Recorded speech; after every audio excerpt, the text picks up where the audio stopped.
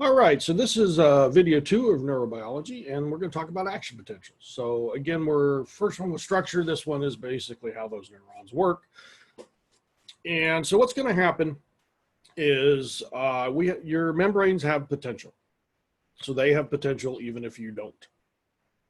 And that's a bad joke. But what that means is that there is a charge on your neurons. And so neurons at rest, when they're not doing anything, when they're not firing, they are negatively charged inside and positively charged outside. And so what you're seeing here is this sodium potassium pump, famous pump that's taught in basic bio. And what it does is it pumps 3 sodium ions, the Na pluses, for every 2 potassium, K pluses.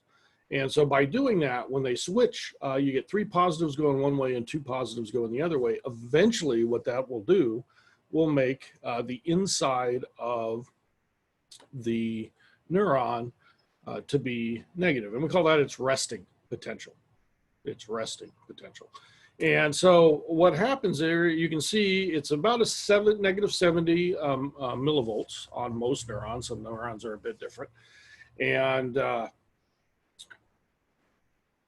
what'll happen is when you have a stimulus, when something from the outside is trying to set this off, there is something called a threshold potential.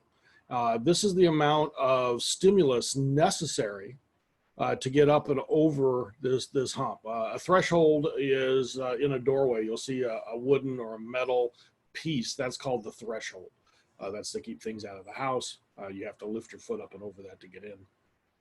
So threshold. And so I've got a picture on the right here of an ant, and you've all probably had this where an ant's on you, and all of a sudden you feel the ant, and it's like, what just happened? You know, it's not like the ant just by miracle just showed up. It didn't fall out of the sky on you, probably. I mean, I guess that's a possibility. But reality is it's probably been crawling on you for a while, but it doesn't weigh enough, or it hasn't hit a sensor that is acute enough to pick up it's there. Then all of a sudden it hits a hair cell, or it hits an area that's very sensitive, and boom, now all of a sudden you notice, and it fires what we call an action potential. And that's the big hump up here on the picture. So again, this is the resting potential here at the negative 70. Right about a negative 55 is where most thresholds are. And then again, the action potential shoots up. You can see it goes to a plus 40 on the inside of the neuron. And then it drops back down. All right, so they're all or nothing. You don't get like a light touch is not just a little bump, and then a harder touch is a big bump. That is all done by how many are being fired and how often. But that action potential is regulated by gated channels. There are sodium and potassium channels, and it depends on which ones are open or closed, and they don't actually open and close at the same time or at the same speed. So that's how we get these action potentials. So what I want you to know, this is really simplified, but for the action potential to go up, it's usually the sodium channels open up, and then they flood out, and when they do that, it becomes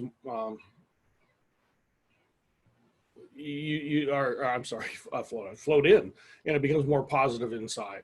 Once you hit the top of that action potential, those gates start to close, potassium channels now open, and so the potassium starts going out, and then you get this balancing act again. It starts to balance itself out. But what happens is the potassium gates may be a little bit slower, and so you have this drop. And what will happen is, if you notice on this picture, we're back to that original picture. So here we have depolarization and repolarization. We're getting back to where we were. But you notice it drops way down below. This is called a refractory period. Until it balances out with that sodium potassium pump, you have this period where you're actually more negative than typical. And what that means is then that neuron is, or area of the neuron, the axon, which we'll talk about in a minute, is unable to fire. it's less likely to fire. And we call this a refractory period. And this is important on the way signals are sent. Excuse me. There's a refractory period also in another class, Bio 15, where they talk about refractory period in males after ejaculation. It takes a while for them to get an erection again. So there's lots of things that need to be kind of reset before they can function. All right, so what we want you to understand is this is supposed to be a picture of an axon. And the axon has this myelin sheath that we mentioned in the last video. And that's this insulation. It's like electrical wire with that coating on it. You know, now we have them usually colored in black and red and yellow, but they have this coating on them. And so what happens is it's a localized event. The action potential will start on an axon. And again, we said it moved away from the cell body. And so it'll start to fire, and you get this action potential happening. Well, if you notice, you can see these little arrows, and it's kind of trying to send the signal in both directions. And the key here, though, is what you have to realize is that it sets off the second action potential next to it on the axon. And it's really trying to set this one off again, but this is in its refractory period, so it's unable to. But this one is ready and set to go, so it sets off that one. You can see the third one down here going off. And again, this signal is trying to go back here, but it can't. And you notice this one now is ready to fire again, but it's too far away from the action potential. So this allows for the nervous signals to go in one direction, which is extremely important. All right, and then there's salutary conduction. The insulation there is for speed. And so what happens is instead of having the action potential have to go all the way down this little circuits, what you need to know is that it is going to jump from what we call node to node. There's these nodes called the node of Ranvier. It's right there, node of Ranvier. You want to know that, node of Ranvier. And that's gaps in the insulation. That's gaps in the myelin sheath. And so what happens, these Schwann cells that made the myelin sheath, there are spaces in between. So the action potential jumps from gap to gap. And that speeds it up, goes from 5 meters per second in an unmyelinated axon to 150 meters per second, which is extremely quick. We have found that people with myelin sheath issues, with those that get degraded or don't function properly, some of the diseases you might have heard of is multiple sclerosis, MS, ALS, Lou Gehrig's disease. So the signals kind of get lost before they get to where they're supposed to be. And then on the very end, we have a synapse. And the synapse is how we get the signal to jump from neuron to neuron, from axon to dendrite of the next neuron maybe. And so there's a gap junction in some that allow for a direct transfer. So the action potential just slides right through, no problem. It's just like one big axon kind of taped together. And we do this, you see this in like grasshoppers' back legs. So this escape response. Something you want very, very quick. Something a little bit slower, but a little bit more control would be a chemical synapse. Where we're actually, the one on the left here, where you're releasing neurotransmitters that flow across, get picked up by receptors, open gates. Calcium is involved. You need calcium for this, so you need calcium for your nervous system.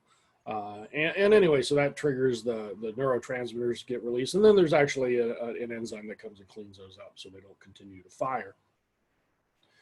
Okay, so the synapse, and this is kind of the routine, how the signal gets come through here. And there are major neurotransmitters that we would like you to know a couple of them that you might have heard of. Acetylcholine is kind of the first one we found.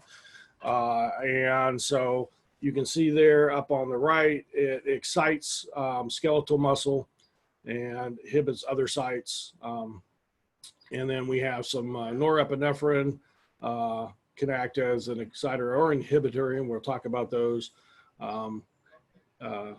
We have dopamine, you might have heard of, serotonin that's associated with sleep. So lots of different neurotransmitters that are out there that either inhibit or excite, and we'll talk about those in just a second. Okay, so here's what we're looking at: EPSP and IPSP. These are excitatory postsynaptic potential and inhibitory postsynaptic potential. And the idea is these signals are coming from neurotransmitters or other things, either trying to get you excited and have something happen or to slow something down. And they can work in conjunction with each other. So it's kind of a really highly fine-tuned system. So here what you see is we have an E1 and E1 here. And the problem is they're spaced so far apart, they are not getting up and over that threshold, that negative 55 millihertz. And so your body doesn't, respond. So that might be the ant. It's walking around and it's hitting, but it's not enough to notice. But all of a sudden, two of them are really close. It's called temporal summation. So the time is very quick. So timing, they come so close together that it doesn't have time to drop all the way back down to the threshold level. And then the second one pops it up again and it causes the action potential to completely fire. And then there's spatial summation, where one of them by themselves would not do it, but both of them very close together do. And then we also have spatial summation where you have an excitable one and an inhibitory one sending signals and they cancel each other out so nothing ever happens. So all of this is just to show you how fine-tuned our nervous system is on taking out information. This is happening in millions of places throughout your body. And so that is where we will stop the recording.